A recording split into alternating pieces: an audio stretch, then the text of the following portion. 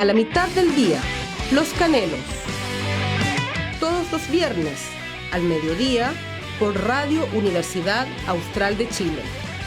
Los Canelos, en la mitad del Guadalazquén. Estamos en Los Canelos de hoy.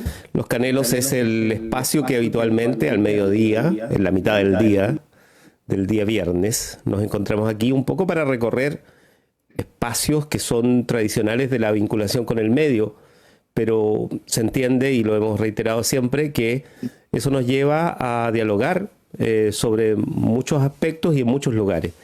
Y los días jueves, hay que reiterarlo siempre, al mediodía nos encontramos, por ejemplo, con la sede de Puerto Montt para hacer exactamente el equivalente y poder dialogar con la experiencia que se desarrolla en tantos ámbitos y que es tremendamente destacable lo que hace la sede en toda la región de los lagos, incluso en otros lugares fuera de la región. Y junto a ello, este día viernes, queríamos pensar un poco este espacio, y lo hemos ido dialogando con, ya van a ver ustedes, con varias instituciones, porque primero es parte del Día del Patrimonio, ¿no? El Día del Patrimonio ha ido creciendo en el país, ya no es un día, son varios días, va creciendo cada vez más. Tradicionalmente era un momento en que se abrían los edificios históricos, ¿no? Y hasta la moneda incluso, y la gente podía entrar. Ustedes imaginarán lo que va a pasar hoy y en este domingo, bueno, normalmente eran los domingos, con los edificios públicos que siguen en estado de cuarentena en algunas regiones. Y en el caso de los ríos, a nosotros nos pasaba en la universidad que era un día también para conmemorar y también para visitar, ¿no? Y recorrer espacios históricos. Pero, dada la contingencia, queremos primero invitarlas a conocer la amplia gama de encuentros, de eventos que se han organizado y que están todos en línea. Nosotros a través de vinculación.uach.cl hemos instalado allí algunos de las invitaciones, en Instagram también de Vinculación UH, en la propia radio, ¿no? En Radio UH Valdivia, en todas las plataformas. Hay una gama de eventos, decíamos, de la propia universidad, de la Dirección Museológica en especial, y también queríamos mencionarlo del Ministerio de las Culturas, las Artes y el Patrimonio, porque lo conversamos allá hace varias semanas con el Ceremi de Cultura, que este era un año tan distinto que iba a ser necesario que se amplíe un poco el momento de la conmemoración del tema patrimonial en Chile. Y seguramente vamos a seguir encontrándonos.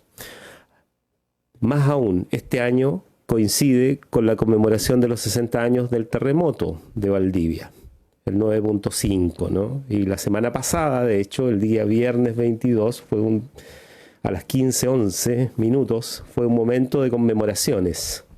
En el mundo, las conmemoraciones son un verdadero arte, ¿no?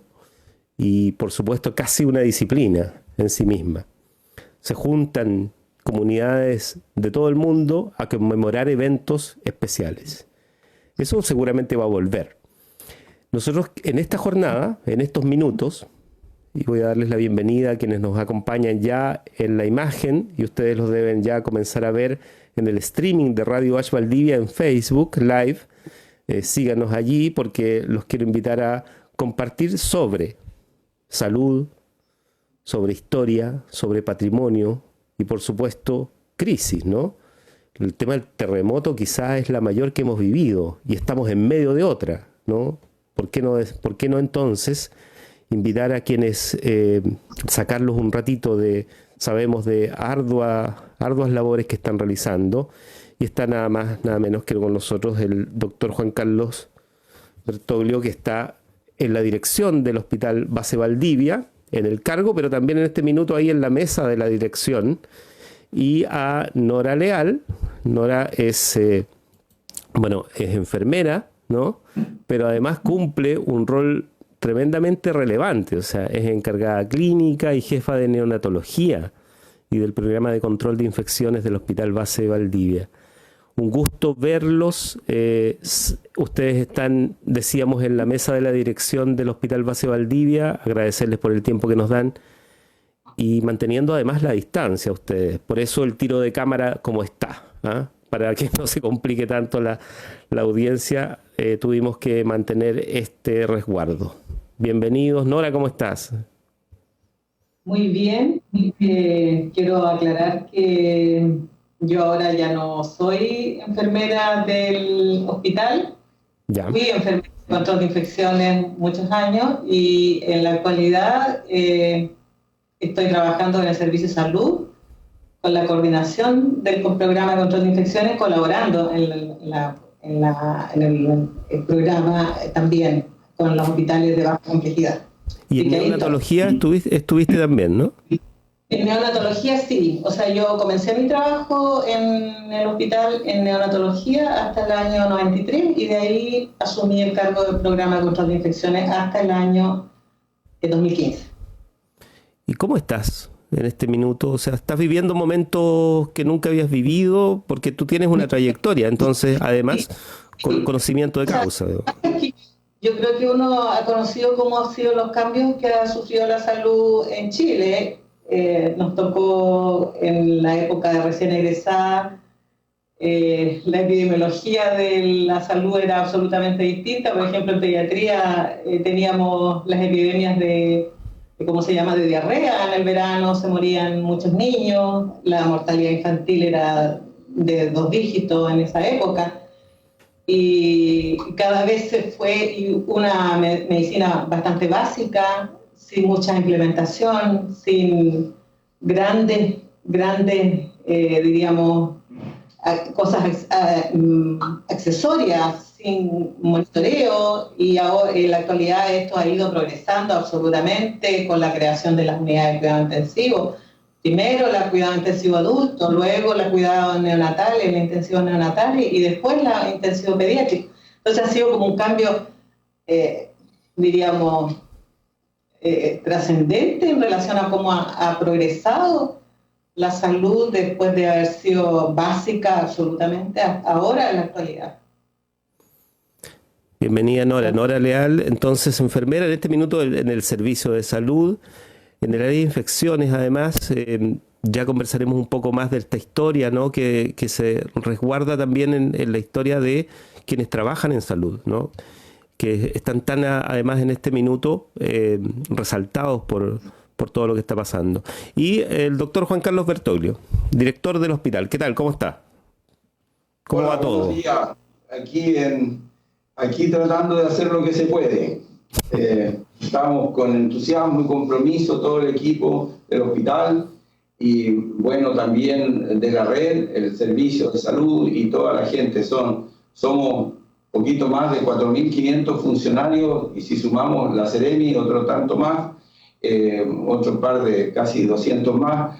Tenemos en la red un equipo de 4.000, casi 700 funcionarios que estamos en esto. Sí, y además tenemos que sumar la salud municipal, que ahí hay otra dotación muy importante de funcionarios que están haciendo una gran labor y que tienen son verdaderamente, por decirlo en jerga moderna, son realmente la primera línea en el enfrentamiento de esta calamidad pública. Así se les ha llamado, de hecho, y yo creo que, o sea, vamos a tener la oportunidad de dialogar sobre incluso el lugar donde ustedes están en este minuto. El hospital base es un lugar que está sobre tensión, ¿no? Pero además ha estado, imagínense, durante el terremoto, me lo mencionaba Marcela Garrido de Comunicaciones allí del Hospital Base de Valdivia y en la oficina de la OIRS, de hecho, donde nos ha también acompañado varias veces Marcela, tratando de acompañar a la comunidad con información desde el principal centro asistencial de nuestra región. Y me lo mencionaba ella antes de comenzar, que ustedes en el lugar donde están, que es el 5º piso, en la dirección, en la práctica ese era parte de un edificio de 8 pisos más una terraza antes del terremoto. Y esto era el espacio dedicado a la cirugía, ¿no? O sea, los pabellones. Y ahora están allí, digamos. Lo que pasó en el terremoto con el hospital fue tan trágico, tan terrible para la infraestructura, ¿no?, que se vinieron abajo varios pisos. Seguidamente voy a hacer el resumen y después vamos a entrar un poco a que ustedes me comenten cómo rememoran esa etapa, digamos. Después viene toda la etapa de reconstrucción, que de alguna manera nos lleva hasta los años 90 recién, en que se actualiza el Hospital Base Valdivia. Y en medio de esa historia está algo que es especialmente guardado por los valdivianos como un lugar especial, que es el famoso Hospital Kennedy. Y el Hospital Kennedy, que es un hospital que llega, se instala y queda por décadas en medio del barrio regional, ¿no? Y que hoy en día ya no está, se vino abajo también, quizá por parte de la modernidad tardía que nos llegó a través de las grandes superficies comerciales, pero que estuvo allí y que cumplió un rol muy especial. Nació mucha gente allí y se formó mucha gente, mucho profesional de la salud. No sé si ustedes me pueden contar qué parte de toda esta historia para ustedes es más vívida en este minuto, Nora. Mi primer enfrentamiento que tuve con el Hospital Kennedy, además de como paciente, porque como paciente yo soy valdiviana, o sea, nací en Valdivia, viviendo acá en el regional, mi primer enfrentamiento con el hospital ya como alumna de la universidad fue en el año 71. En el año 71 yo entré en la carrera de enfermería y como alumna de enfermería y obstetricia, porque yo soy enfermera matrona, un día en la tarde se nos ocurrió ir a ver un parto. Y partimos a ver un parto, a enfrentarnos con la matrona que estaba de turno, y ella nos dejó a 3 alumnos de obstetricia. Estaba la matrona Estelarco, que fue CDM de salud, y ella nos introdujo en lo que era nuestro enfrentamiento por dentro del hospital. La maternidad del hospital estaba ubicada en la parte posterior del Hospital Kennedy y estaba la sala de parto junto con la unidad que era de recién nacido, y en la parte anterior a esto, separado por un pasillo, había el servicio de pediatría y el servicio de maternidad y el resto del hospital. Y la universidad tenía un pabellón que era el pabellón docente, en lo cual habían salas de clase y vestuario de los alumnos. Entonces, para cualquier actividad que nosotros hiciéramos en este pabellón docente, teníamos que entrar por todo, pasar por el hospital. Entonces, siempre estábamos en contacto con el hospital, y lo que más nos llamaba la atención, por lo menos a mí me llamaba la atención, era el mural que había a la entrada, que estaba como al lado de informaciones, que era un mural pintado en el cemento, y era un mural que un famoso mural de un famoso muralista, y que, ¿cómo se llama? Y que en este momento Pedro Lobos. Todavía está, el mural de Pedro Lobos, claro. De Pedro Lobos, y era un mural que uno lo pasaba, al final después ya ese mural estaba, era como parte de la actividad diaria cuando uno entraba al hospital. Esos son los recursos que yo tengo. Yo tuve prácticas hasta tercer año en el hospital Kennedy, porque después ya actividades, ya después se terminó la remodelación hasta el 4.º piso, porque el 5.º piso del hospital no es hospital antiguo. El 5.º piso es lo que se llama la mansarda de este hospital, y eso fue reconstruido para traerse al servicio de cirugía que estaba en el Kennedy, y por eso se trajo acá. Esto es material ligero, no es sólido como el 4.º piso, el 3.er piso de este edificio, el edificio antiguo. Entonces, esos son los recuerdos que yo más o menos tengo de lo que es el Hospital Kennedy. Nora Leal. Y doctora, a ver, Juan Carlos Bertoglio, cuéntenos, ¿qué parte de esta historia recuerda especialmente? Bueno, lo que ha contado Norita es parte de lo mismo que yo he vivido, porque somos de la misma generación. De hecho, entramos a la universidad prácticamente, si no en el mismo año, con un añito de diferencia, no más que eso. Así que nos veíamos, nos conocemos de los tiempos de estudiante, y viví la misma experiencia que ella. Mi primer contacto con el hospital, porque casualmente mi padre vivían cerca y mi casa paterna estaba cerca. Entonces vi cuando lo construyeron. Yo tenía 7, 8 años, íbamos a jugar con mi hermano ahí a las obras, y veíamos cómo se armaba este hospital de construcción ligera, en el cual colaboró el Cuerpo de Paz de los Estados Unidos en ese tiempo. El hospital se llamó Abraham Lincoln porque fue una donación del gobierno norteamericano y de los funcionarios del Cuerpo de Paz que vinieron, donde habían profesionales de la salud, enfermeras, muchas, algunos médicos, también había personal de apoyo, había conductores, había militares de sanidad militar americana que trajeron ambulancias, etc. Hay una colección de fotografías muy bonitas que hoy día conserva Carlos Hoffman, que es nuestro jefe del Comité de Emergencia, Operativo de Emergencia y Desastre del hospital, y donde están esos recuerdos. Luego de eso, el hospital también lo viví como paciente en algunos accidentes en bicicleta, donde me caí, me luxé un brazo, después me corté una mano con un vidrio, recuerdo ahí jugando de niño, y qué sé yo, entonces me llevaron al hospital, a la urgencia, me suturaron, qué sé yo, y ya uno empezó a familiarizarse con la existencia del hospital. Y de ahí, entré a estudiar medicina, y como alumno, también ya en el tercer año, porque en el tercer año empiezan los ramos clínicos en las carreras de la salud, empecé a conocer también el hospital por dentro y su funcionalidad.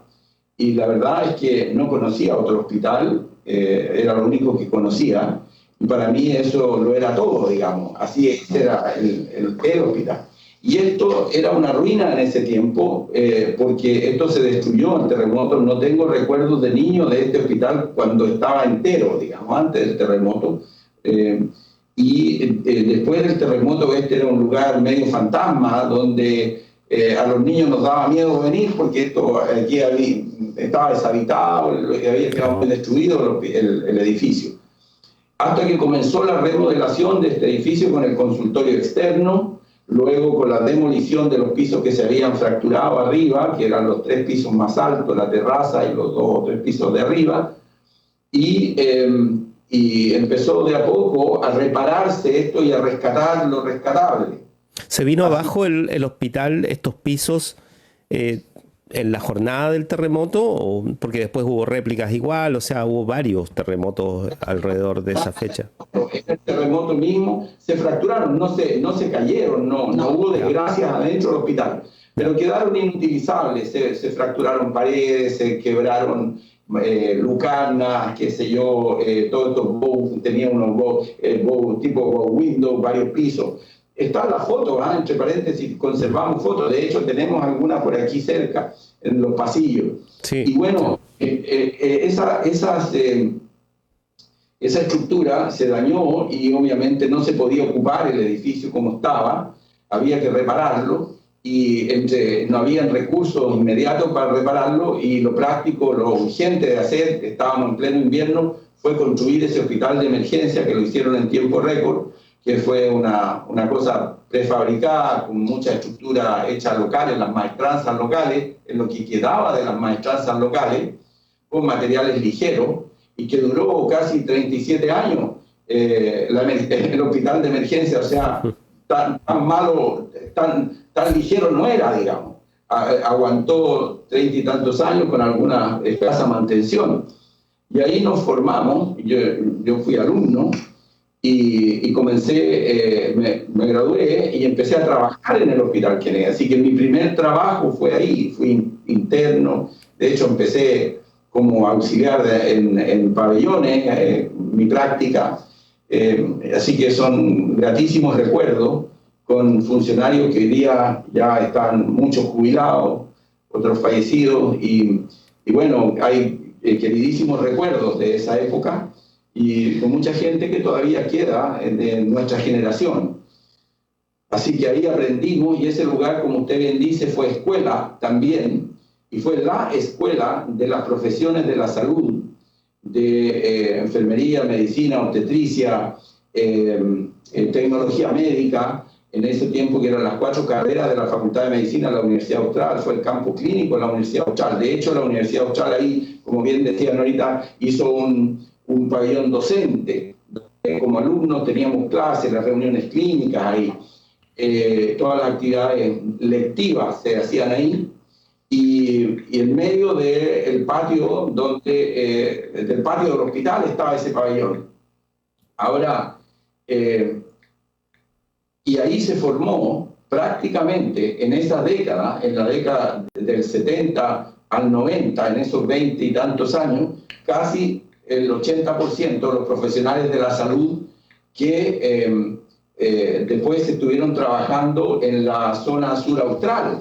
O sea, desde la Araucanía a Magallanes, todos los egresados, prácticamente todos los profesionales venían de esta escuela y todos habían sido exalumnos del Hospital Kennedy o habían pasado por el Hospital Kennedy. De manera que esa es la cuna de los profesionales de la salud que hoy día, que hasta hoy todavía están trabajando en un altísimo porcentaje.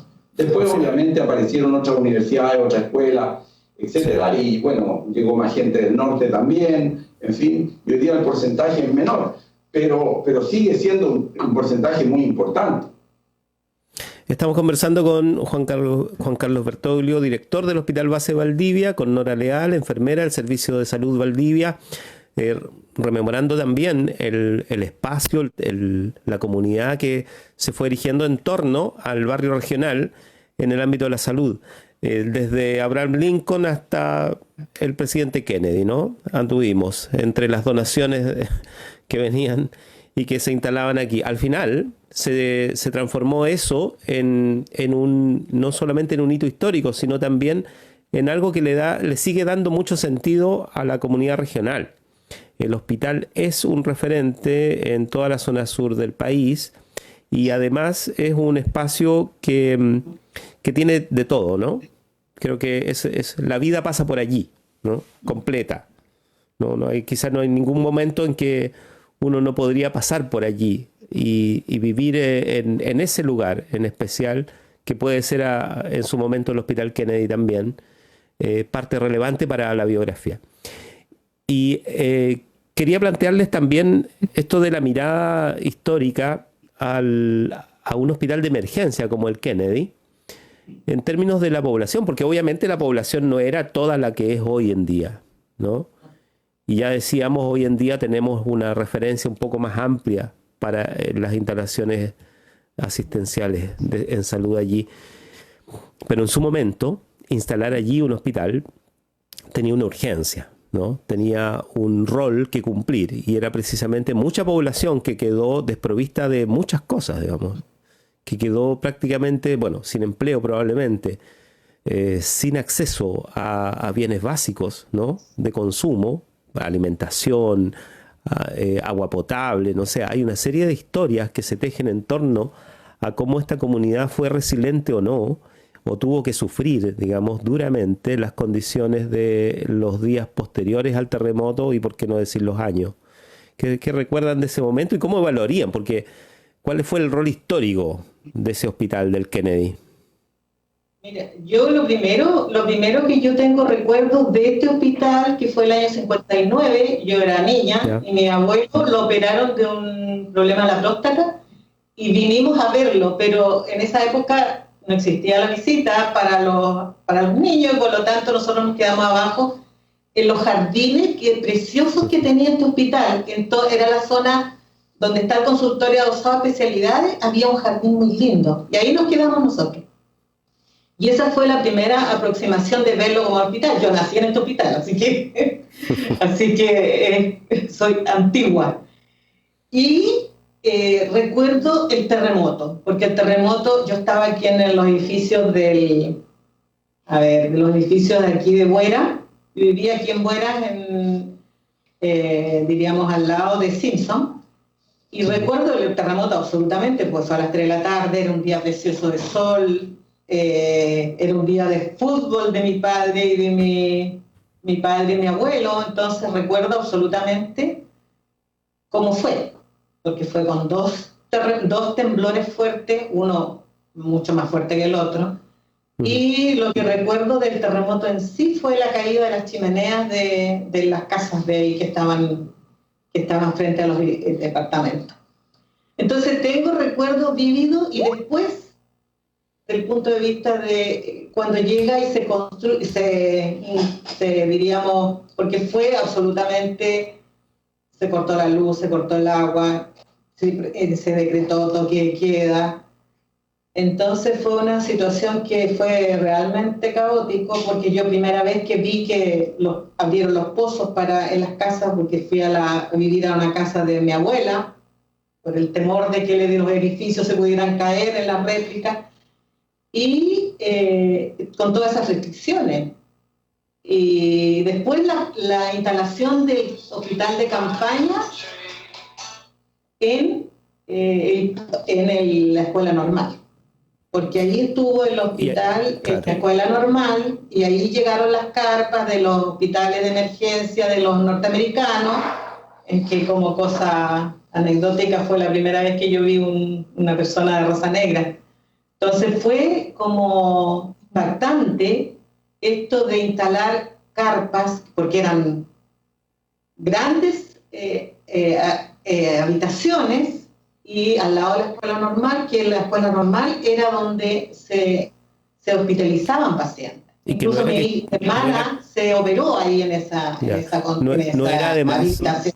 En ese lugar donde hoy en día está el edificio todavía, donde funciona la escuela normal, el Huachocopihue, como le llamamos nosotros, Niños Hermosilla, ¿no? Y después en la escuela Walter Schmidt. En la escuela Walter Schmidt.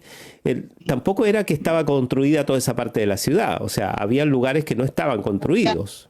Sí, había lugares en que, por ejemplo, la población Tonaleones, la Huachocopihue estaba en construcción, y estaban los edificios de departamentos, los de Buera, la población Buera, pero no era una cosa así que estuvieran gran construcción, porque más atrás de la escuela normal eso todo eran fundos, así que no había, yo creo que eso era el final del sector. Doctor Bertoglio, vamos también a reconstruir un poco lo del Kennedy, decía yo, porque es algo que probablemente las nuevas generaciones no tienen mucha referencia. ¿Qué relevancia tuvo? Yo recuerdo que habían historias hasta de fantasmas allí, ¿no?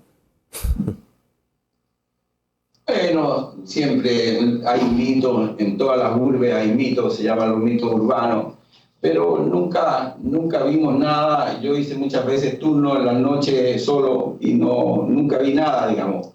A lo mejor los fantasmas no quieren nada conmigo, pero no, la verdad es que no vi nada de eso. Ahora, siguiendo con la historia, esto se llamó Abraham Lincoln en la fundación, pero a poco andar, el hospital llevaba muy poco de inaugurado. El año a continuación vino la muerte del presidente Kennedy. Y el presidente Kennedy fue el fundador del Cuerpo de Paz del gobierno de Estados Unidos. Y luego, como estaba toda la misión del Cuerpo de Paz aquí prestando una gran colaboración, la comunidad, surgió de la comunidad, digamos, espontáneamente, el cambio de nombre. Y lo que se había llamado como Abraham Lincoln en memoria de un presidente, de un gran presidente de los Estados Unidos, un hombre pro paz que hizo la unificación del país, etc. La gente decidió ponerle el nombre del presidente Kennedy, que había sido el que había colaborado y se había preocupado especialmente de que nosotros tuviéramos este hospital. Y por lo tanto fue un reconocimiento póstumo al momento de la muerte del presidente Kennedy. Y de hecho se cambió la placa. Y la placa original no sé dónde quedó, yo nunca tuve acceso, pero había una placa una placa de bronce con la figura del presidente Lincoln. Y esa placa se sacó, yo creo que la fundieron de nuevo, el mismo bronce, no creo que hayan ocupado, y pusieron una con la imagen del presidente Kennedy, que nosotros la guardamos como recuerdo y está puesta en la pared aquí adentro de este hospital ahora. Sí. Está en un lugar de acceso ahí. Así que ahí vino el cambio de nombre. Luego de eso, lo que cuentan ahorita, mientras se construyó el hospital Kennedy, o el Lincoln en ese momento, hubo que funcionar en la escuela normal, donde está la escuela Walter Schmidt, y ahí se trasladó el hospital, más las carpas del ejército americano, del hospital de campaña de este cuerpo de paz.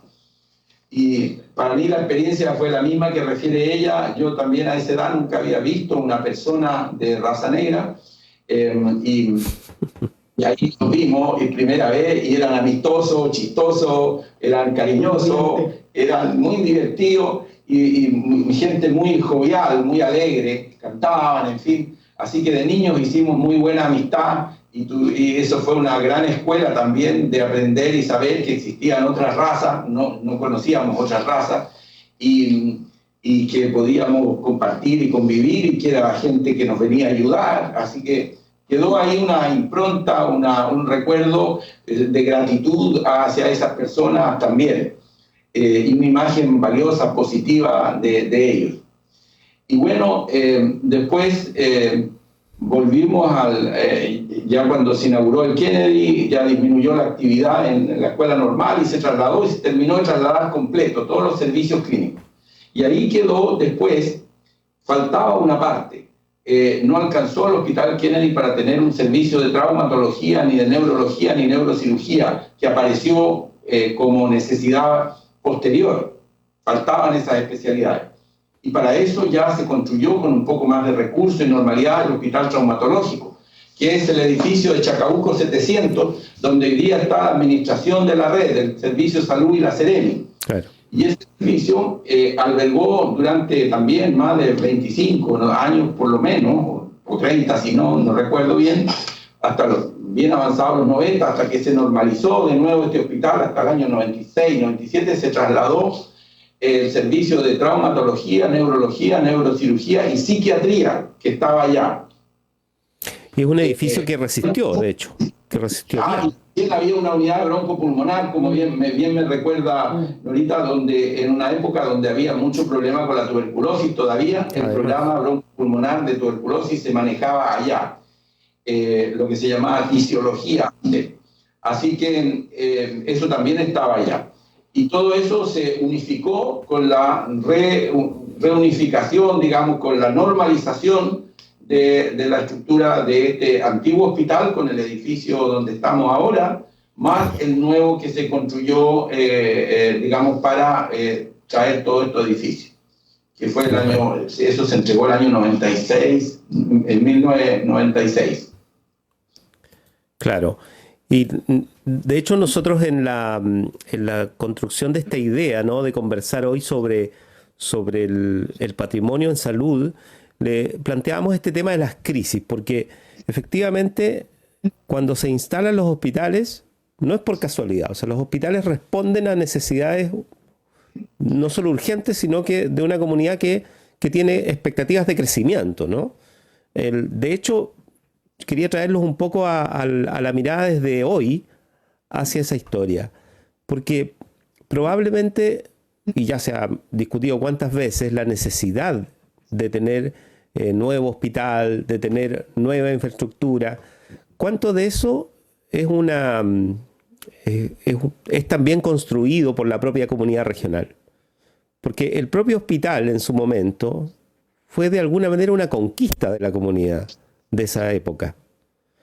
El Hospital Kennedy, claro, viene fruto de una catástrofe. Y luego la reconstrucción fue muy difícil llegar a eso. O sea, si no, se habría hecho antes, ¿no? La construcción, la actualización de los años 90. De hecho, entiendo que en la historia está escrito esto de que fue una demanda que duró muchos años y que hasta que se consiguió el beneplácito del Estado, en definitiva, para poder realizarlo. Y por lo tanto, para adelante, uno podría pensar, es una lucha de toda la comunidad regional al final, un hospital. Y así va a seguir siendo, ¿no? Hay un esfuerzo que hay que poner para conseguir estos lugares que terminan siendo tan preciados cuando uno los necesita, ¿no? ¿Nora? Sí, lo que pasa es que yo creo que uno empieza a ver cómo ha progresado la salud, uno ve que la salud está cada vez más ambulatoria, pero a la vez está cada vez más especializada. Entonces se requiere una salud diferente.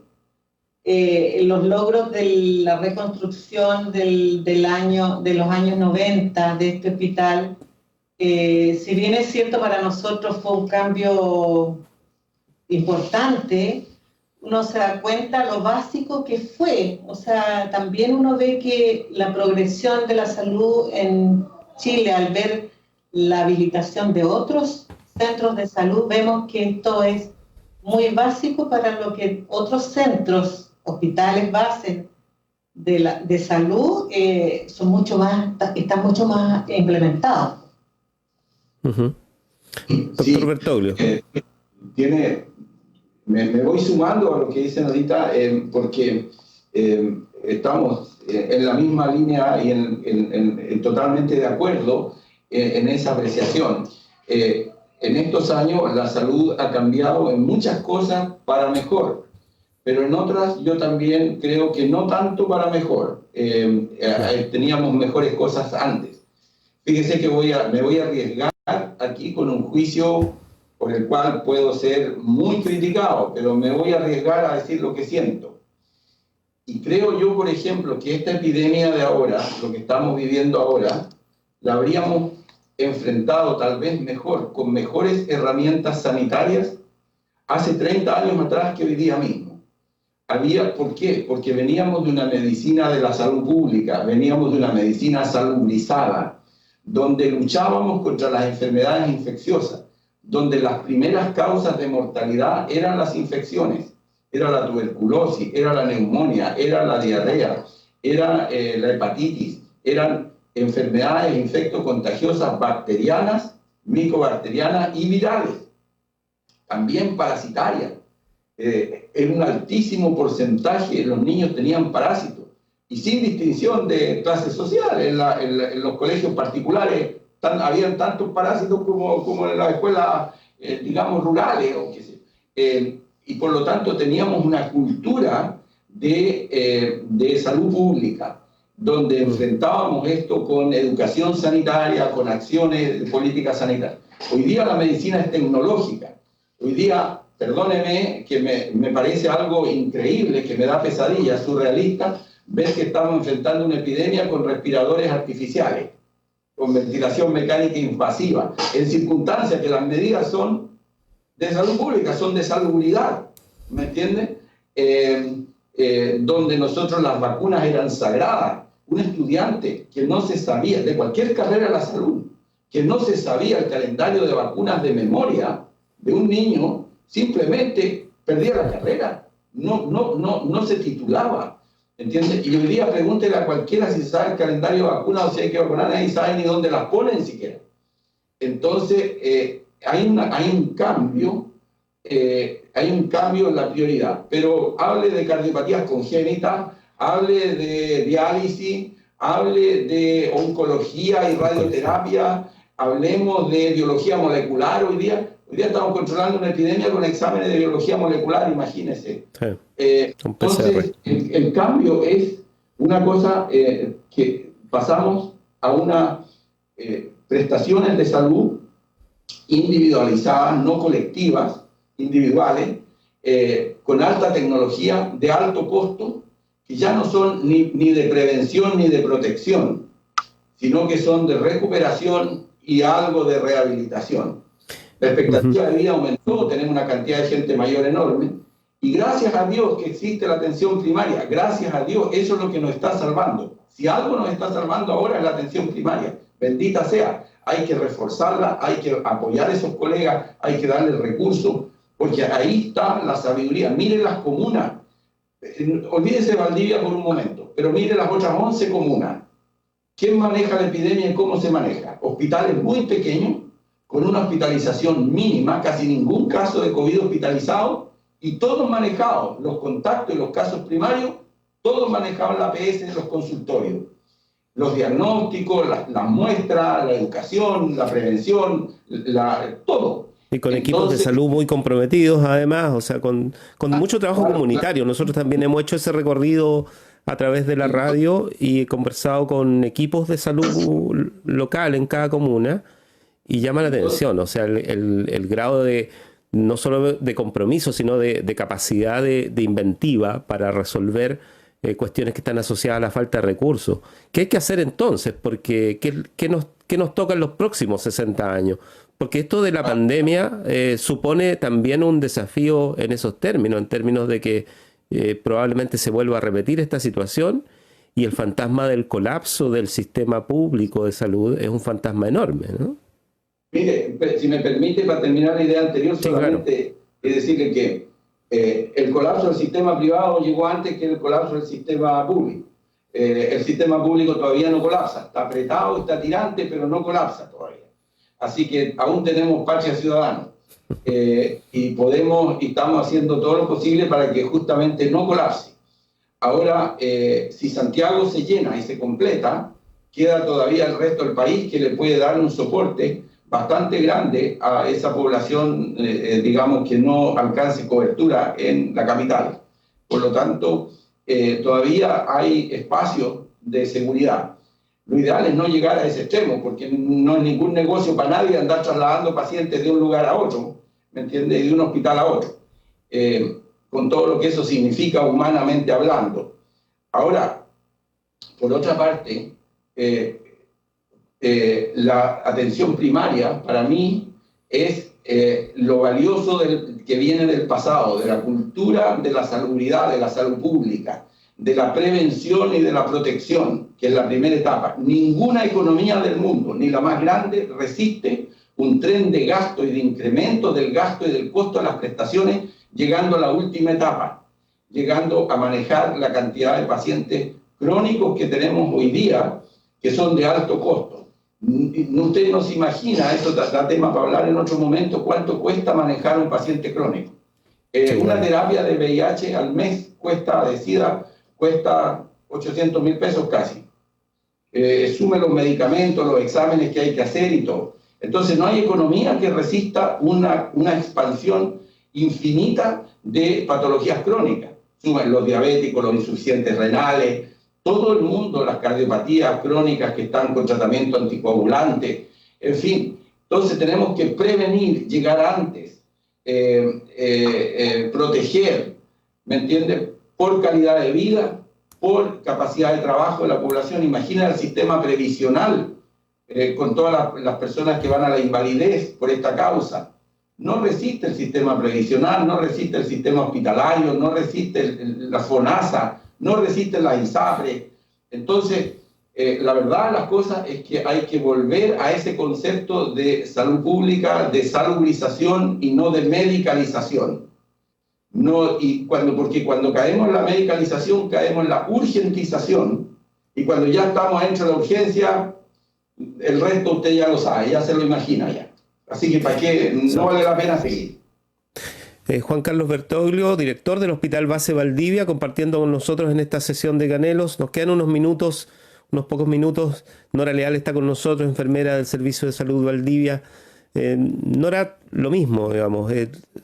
Además, tú has trabajado en temas de infecciones y por lo tanto tienes una dinámica también del riesgo y de las crisis, ¿no?, asociadas a la atención en salud. ¿Cómo ves lo que viene, digamos? Porque este es un momento especial también en que la comunidad necesita dialogar sobre esto que estamos haciendo nosotros mismos en este momento. Yo opino lo mismo que el doctor. O sea, yo creo que aquí la prevención es lo fundamental. Prevenir para evitar los riesgos que los pacientes tengan o disminuyan sus riesgos, para que, haya y en todo ámbito de cosas, a nivel intrahospitalario, es el tema del trabajar con calidad y con seguridad, para que disminuyamos los riesgos de los pacientes y no tengamos pacientes que sean atendidos sin o con el mínimo de complicaciones. Ahora, la prevención en la salud pública es fundamental. O sea, a mí me ha tocado en este momento trabajar con los hospitales de baja complejidad que, están en los hospitales periféricos y la atención primaria de los hospitales del área. Y ha sido como un trabajo bastante enriquecedor, porque tan ávidos poder del conocimiento y del apoyo, y que necesitan apoyo para el desarrollo de sus tareas. Entonces ha sido es un trabajo que tiene que seguir con estos hospitales. Nora Leal, enfermera del Servicio de Salud Valdivia, el doctor Juan Carlos Bertoglio, director del Hospital Base Valdivia. Yo les quiero agradecer este momento, este encuentro. Yo sé que ustedes tienen arduas tareas que cumplir y han estado disponibles para dialogar sobre todos estos ámbitos.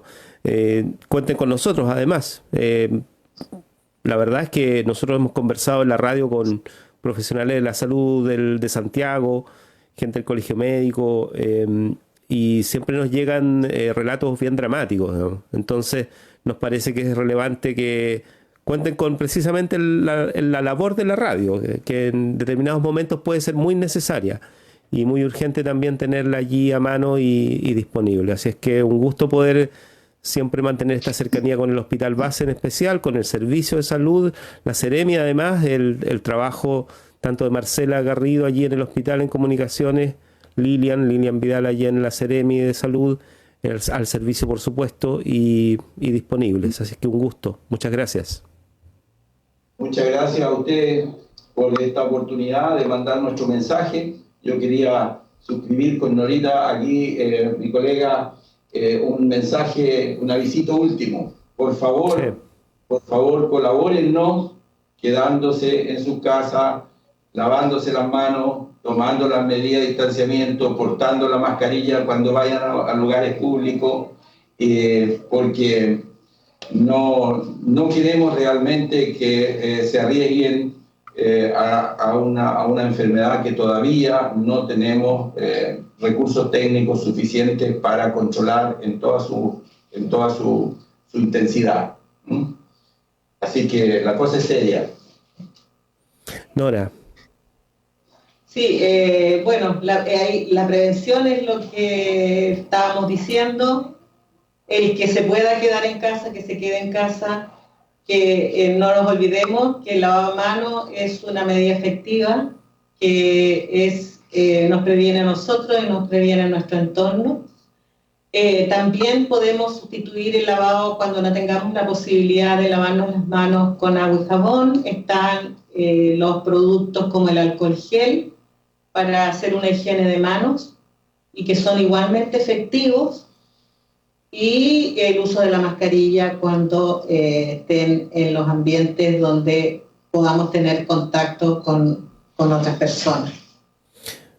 Bien, pues agradecerles nuevamente y nos reencontraremos. Por supuesto, aquí seguimos, nos hemos metido un poco en la intimidad del trabajo de la dirección del Hospital Base Valdivia, así es que un gusto poder dialogar también en este momento. Nos reencontramos. Chao. Gracias, hasta luego. Gracias.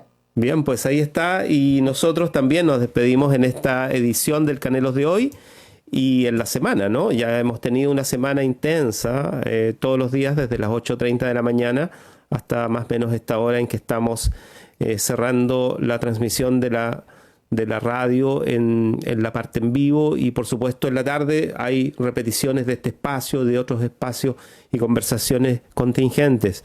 Vamos a seguir estando en torno al tema de la salud, que definitivamente lo teníamos quizá no en el protagonismo que debiera haber estado. Así es que hemos ido retomando esas preocupaciones, creo, como país. Y ha sido un gusto poder dedicar este espacio de hoy, del Canelos de hoy, de la Universidad Austral de Chile en la radio. Nos reencontramos, nos despedimos. Chau, chau. Las primeras gotas de un nubarrón, los últimos arcoíris, las mañanas heladas y los mediodías dorados. A la mitad del día, Los Canelos.